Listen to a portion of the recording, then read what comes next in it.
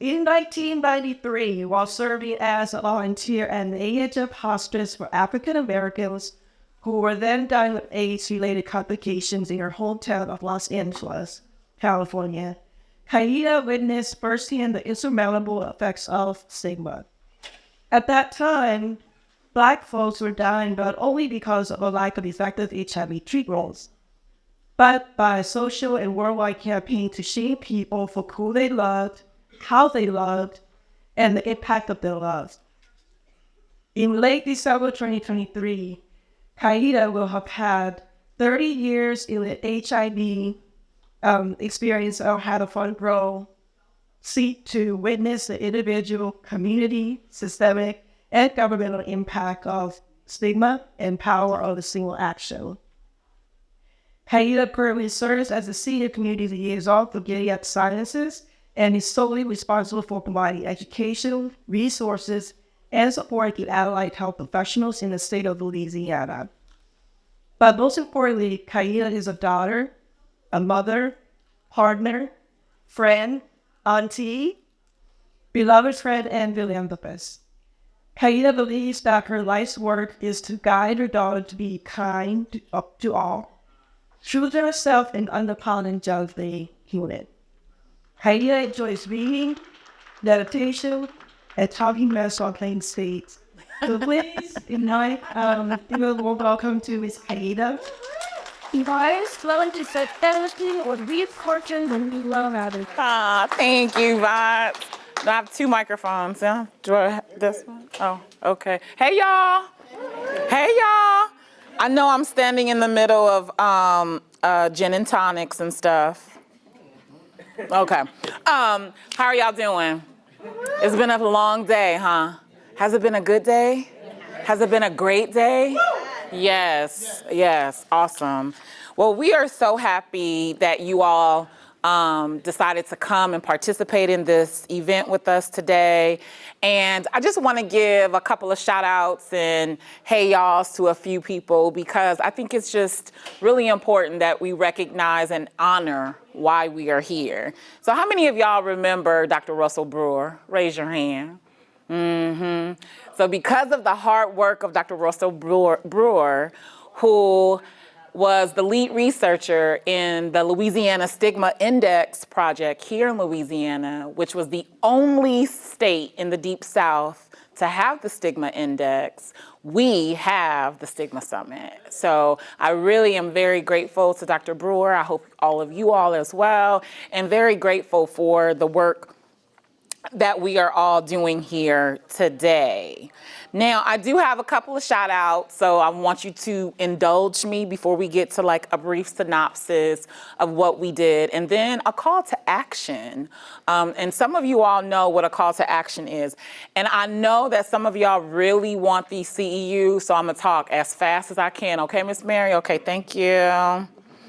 All right, first and foremost, I must give a huge thanks to each and every one of you that attended the Stigma Summit. Can you please give yourself some snaps, claps, a round of applause? We want to thank you for lending your time, talent, and treasures to becoming what we refer to as stigma busters, right? Busting through all of the things that can hold us back and hold back the people that we serve. Thank you so much for coming out today and for staying. Those of you that stay, we really appreciate you. Next, I have to give a special shout out to Laura Finnegan. Is Laura here? Everybody loves them some Laura, right? Earlier we were talking about what we need in HIV in our waiting rooms. And Mitch, we need a Laura. Right, everybody needs a Laura. Hey friend, right? So Laura and all of her hi friends enabled all of us to be here today. Her hard work, chasing down Dr. Ritchie and the team, making sure that they are here, facilitating all of this. So no matter where she is, whenever you all see her next, please make sure that you thank Laura. And last, the Ryan White Services and Resource Team. I see some of y'all not clapping.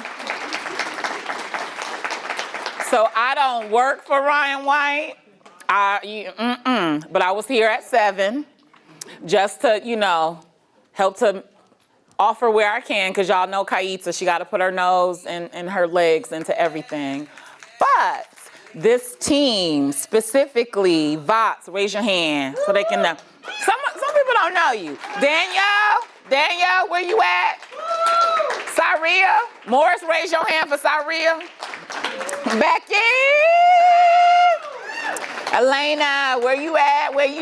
All right, Vaughn, where you at? He had to go. Mindy, where you at? Yay. Bella, where you at? Teresa, Ali, Ariel, Ernest, Stephanie, and Don. Thank y'all so much. Your day-to-day job is making sure that Ryan White services remain open and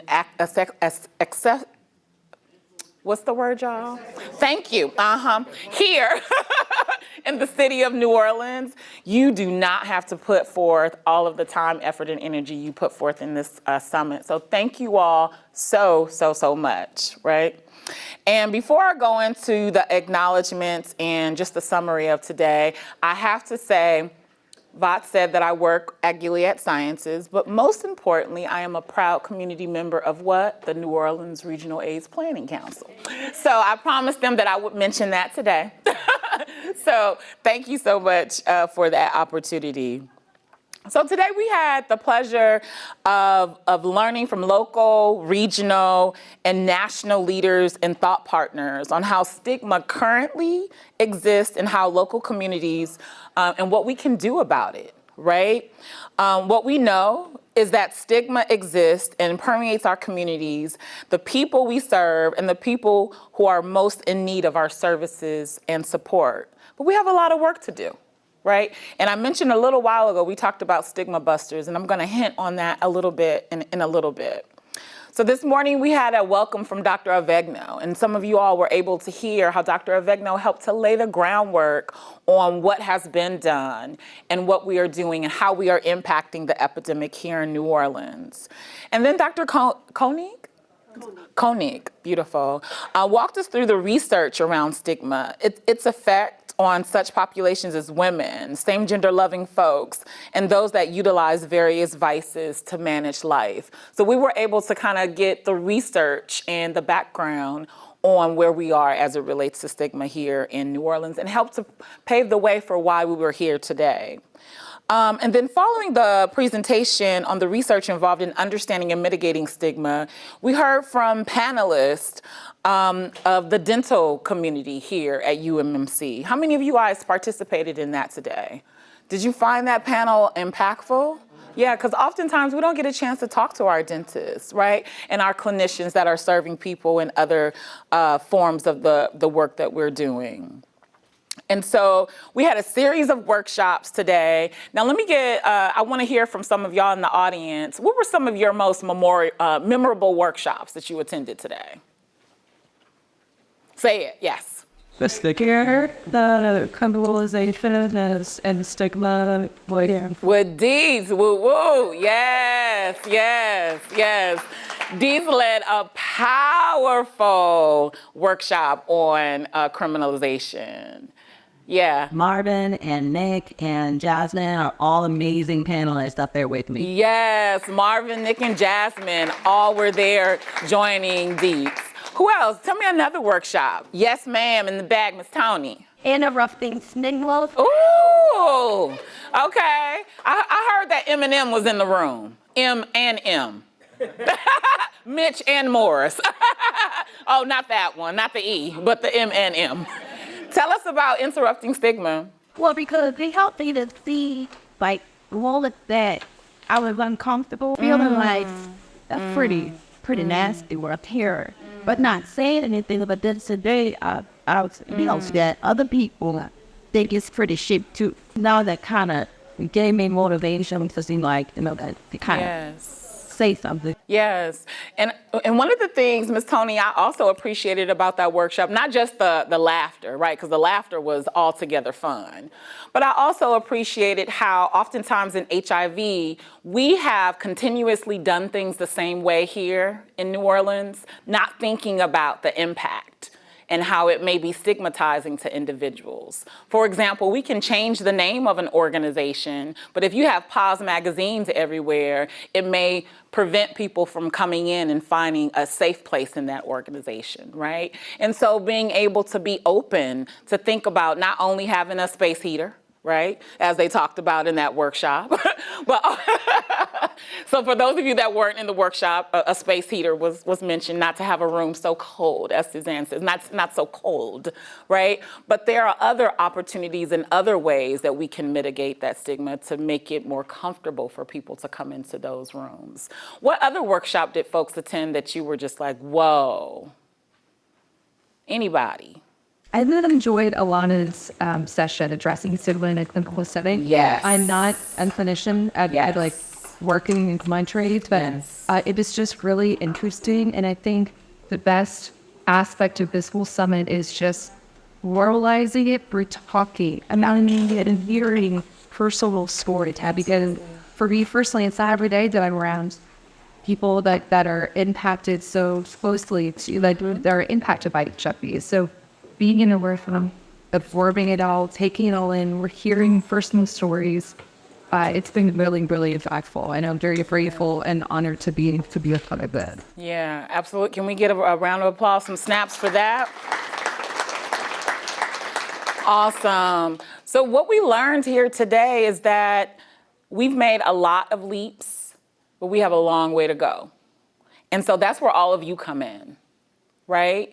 All of you are what we refer to as stigma busters, helping us to bust through this, right? And so there are some ways that we can do it. What are some ways that you all think you can be a stigma buster? Be a voice. Be a voice. Be loud, be proud, but sometimes you might have to whisper, right? Because we are in the Deep South. So we have to be mindful that everybody has a process and the way in which they accept things. You may not be able to shout it to your uncle or aunt. You may have to just casually say, remember when Uncle John passed away? I would like for you to go to this wreath-laying ceremony with me tomorrow at the park. You see what I'm saying? How else can we be stigma busters? Educate. Educate. How can we do that, Morris? So there are new phrases and terms. So we don't say full-blown AIDS. In fact, we don't say AIDS, we say advanced HIV. And that in itself helps. Yes. So adapting to the language and the evolution of the language, regardless if it makes us tired, right? Now, some of us work in communities where people say, oh, how many letters are they going to add? Well, they'll just keep on adding until they feel tired, right? But what we can do is just adjust our way of thinking to how things are being done. What are other ways we can be stigma busters? Normalize getting tested. Normalize getting tested. I challenge all of you in this room to get tested. Many of us do not go to our annual visit. Many of us in this room have insurance. Until December 31st, you have insurance, right? And so I challenge all of you between today and the end of the year to not only get tested, but to know your status, right? And to acknowledge where you are in your sexual health trajectory. Right? And so I want to acknowledge a couple of people here today because we already have a few stigma busters in the room, and I kind of wrote them down, so please excuse me. So Nick's parents are here. Yes. Raise your hand, Mom and Dad. So at the Lincolnshire Care Summit, Elena and Nick shared for me for the first time how they shared this information with Nick's parents. And Nick is from New Orleans. Can you imagine the fear, the anxiety, everything that Elena and Nick felt even sharing that information? And now you cannot knock them. You will see them everywhere. So when you see them, I need you all to thank them because they are here by choice. They could be at home watching Young and the Restless. Sanford and Son, old reruns of the Jeffersons, but they are here supporting not only their son and daughter-in-law, but being an example of what it means to be a stigma buster. Another one we have is Allison. Allison, are you still here? Yes, Allison shared her story earlier in one of the last sessions, right, Mitch? And it was powerful. It was powerful. And then those individuals in the room that are living with HIV openly, and those that choose not to share, those that may be vulnerable to HIV. We are all stigma busters. And so I need to ask you all a favor. Will you guys do a favor for me? You promise? Are you saying yes? Don't say it because I work for you know who, right? You saying it because you really like me and you think I'm cool, right, Jan? Okay, yeah. So what I need you all to do, because we haven't done this enough, and we really want to show our support to our colleagues at the Ryan White office, go to Bounce to Zero and take the pledge. You may even sign the pledge with your alias or your ego name. Your ego name might be Chi-Chi. Chi-Chi, please take the pledge, okay? We need you all to take the pledge. Encourage others to take the pledge. Also, how many of you all are on social media? Raise your hand. Okay. Some people are like, I'm on there sometimes. But if you are on social media, I need you to please, please, please like, share, follow, and reshare the Bounce to Zero campaign. Can y'all do that? Okay, so I'm taking a photographic picture in my head along with the photographers of everyone in this room that has said yes. And so that means we should have at least 65 new posts by the end of the night, because you all said you would help me out. You agreed to do this, right? And then how many of you all are waiting here to get your parking validated? Raise your hand. Anybody? You don't want to, okay. That's okay, boo. So Daniel needs a survey. So on the back of your agenda, you have the QR code. While you're sitting here, you can scan that QR code, take the survey real quick, and then you can retrieve your parking pass. Yeah? So how many of you all choose to be stigma busters and help us in this epidemic? Like for real, for real. Because treatment, we've done our job, right? Prevention, we're doing our job. We got to get more people on prevention. Being able to get funding, we've been able to secure that. But making sure and ensuring that people are not afraid to welcome folks regardless of the letters that they may have in their portfolio. They may have family nurse practitioner, and they may also have HIV. So I would like to thank you all for coming today. There are 15 minutes to spare. So I want to not interrupt you and you getting home this afternoon, but please give yourselves another round of applause for being here. And last but not least, there is food on the back, but you are going to come across someone today that did not eat. So instead of you taking it for yourself, please take it for someone who may be in need of a nutritious meal, okay? All right, y'all, thank you so much. Thank you, boss!